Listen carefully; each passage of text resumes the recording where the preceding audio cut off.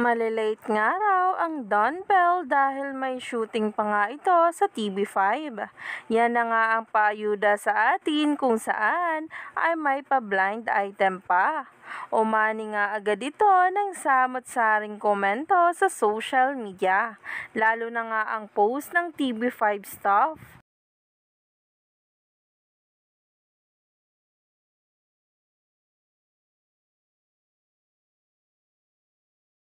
Narito nga ang mga paayuda at behind the scene nga ng kaganapan nila ngayong araw sa TV5. Talaga nga namang pinipili sina Donnie Pangilinan at Bel Mariano na meron nga talagang gumanap sa isang event na kung saan ngayon ay inaabangan na. Ito nga ang mga pasilip na kaganapan sa kanilang interview.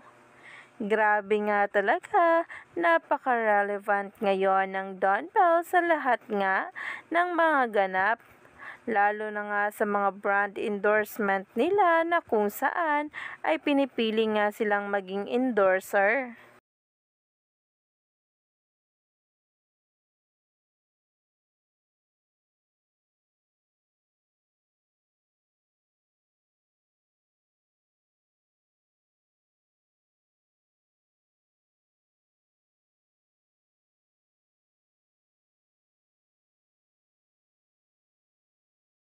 Kaya naman abang-abang na lang tayo kung ano nga ang kaganapan na ito ng Don Bell. Kaya naman ang mga nasa Market Mall na ay talaga nga namang excited na makita muli ang Don Bell.